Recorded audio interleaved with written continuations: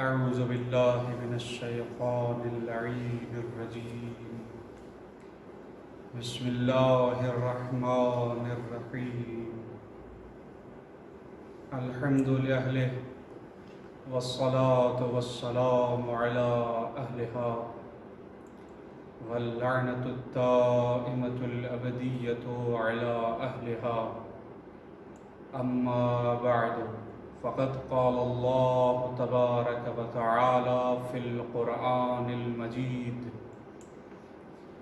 يا أيها الذين آمنوا كتب عليكم الصيام كما كتب على الذين من قبلكم لعلكم تتقون. خداوند متعال کے خاص لطف و کرم ہیں کہ جنہوں نے ایک بار پھر ہمیں یہ توفیق عنایت فرمائی کہ سلسلہ ماہ مبارک رمضان، ماہ مہمانی خدا کے عنوان سے چند عرائض آپ کے سامنے پیش کر سکوں۔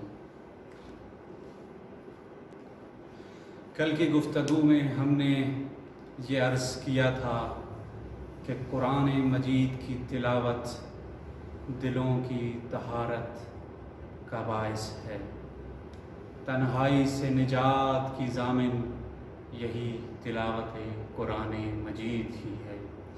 قرآن کی تلاوت کرنے والا کبھی بھی فقیر و تنگ دست نہیں ہو سکتا۔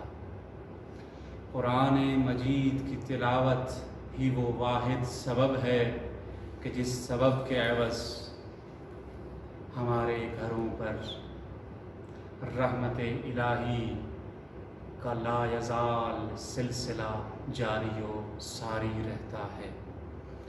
یہی وہ سبب ہے کہ جس کے سبب ہمارے گھروں میں رزق الہی کا نزول قائم اور دائم ہے۔ آج ہم اسی تلاوت قرآن مجید کے آداب اسی قرآن مجید کے نگاہ میں لے کر آپ کی خدمت میں حاضر ہوئے ہیں۔ آج ہم اسی سلسلے کی ایک اور کڑی کہ جس کا موضوع ہے آداب تلاوت قرآن، خود قرآن کی نگاہ میں لے کر آپ کی خدمت میں حاضر ہوا ہوں کہ کس طرح اور کون سے آداب کے ذریعے ہم خود قرآن کی نگاہ میں قاری قرآن اور قرآن کو تلاوت کرنے والوں میں اپنا شمار کروا سکتے ہیں۔ خود قرآن نے اپنی تلاوت کے آداب فرماتے ہوئے بیان کیا ہے کہ وضو اور طہارت کے سوا میرے حروف اور کلمات کو کوئی چھو نہیں سکتا۔ لا یمسہ الا المطہرون، یعنی قرآن پاک کو صرف مطہر اور پاک ہی چھو سکتے ہیں۔ دوسرا ادب قرآن مجید کی تلاوت کرنے سے پہلے خدا کے حضور انسان کے کھلے اور واضح دشمن، قسم خوردہ دشمن شیطان سے پناہ مانگنا ہے۔ فَإِذَا قَرَأْتَ الْقُرْآنَ فَاسْتَعِذْ بِاللَّهِ مِنَ الشَّيْطَانِ اللَّعِينِ الرَّجِيمِ، یعنی جب تلاوت قرآن مجید کا ارادہ ہو تو سب سے پہلے خدائی بارگاہ میں شیطان سے پناہ مانگیں۔ قرآن مجید کا تیسرا ادب قرآن مجید کو خوبصورت آواز اور اچھے انداز میں تلاوت کرنا ہے۔ وَرَتِّلِ الْقُرْآنَ تَرْتِیلًا، یعنی قرآن پاک کو ٹھہر ٹھہر کر اور اطمینان سے تلاوت کریں۔ اسی قرآن مجید کا چوتھا ہدف قرآن کی تلاوت کرنے سے پہلے اور بعد میں قلب محمدی پر نازل ہونے والا قرآن کی تلاوت کرنے سے پہلے محمد و آل محمد علیہم السلام پر درود اور سلام بھیجنا ہے۔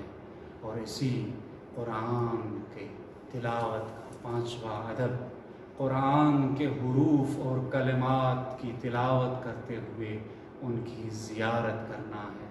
پاک اور صاف لباس زیب تن کیا جائے، عطر اور خوشبو لگائی جائے۔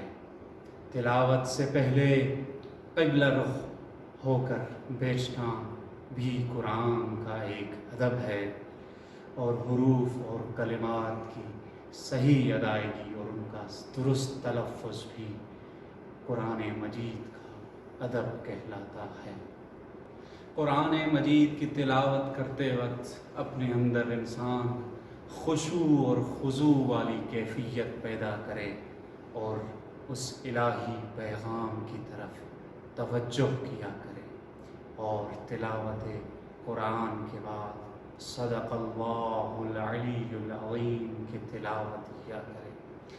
یہ آداب تلاوت کرنے والے کے ساتھ مخصوص ہیں، مگر ہماری روایات میں کچھ ایسے بھی آداب وارد ہوئے ہیں کہ جو سامعین سے قرآن کی تلاوت سننے والوں کو شامل ہیں۔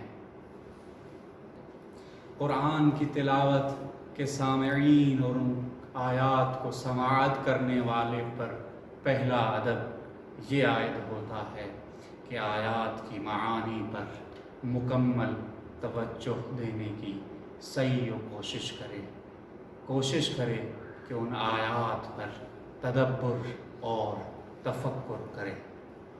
دوسرا ہدف دوسرے کام چھوڑ کر قرآن سننا ہے اور سکوت اختیار کرنا ہے۔ قرآن کی جب تلاوت کی جائے تو اسے سماعت کرنے کا حکم خود قرآن نے دیا ہے۔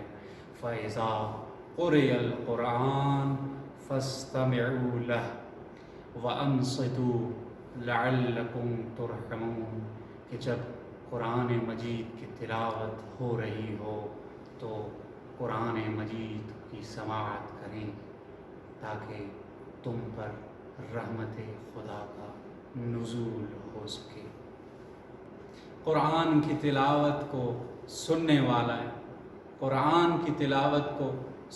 والے کا تیسرا ادب یہ ہے کہ اب خداوند قدوس کے اس کلام کی بنسبت قلبی اور روحی احترام کا قائل ہو، کیونکہ یہ وہی کتاب ہے جو خداوند متعال کی محبوب شخصیت اور آخری الہی سفیر کے نازنین قلب پر نازل ہوا، اور یہ عظیم نعمت اور نایاب تحفہ خداوند متعال کی طرف سے ہے، اور رسول اکرم صلی اللہ علیہ وآلہ وسلم کی طرف سے ایک گران بہا میراث ہے، ایک جامع اور کامل کتاب ہے جو اپنے اندر ہدایت بشر کو لیے ہوئے ہے، انسان کو اپنے کمال تک پہنچانے کا سر و سامان لیے ہوئے ہے، اور جگہ جگہ یہی فرماتے ہوئے نظر آتے ہیں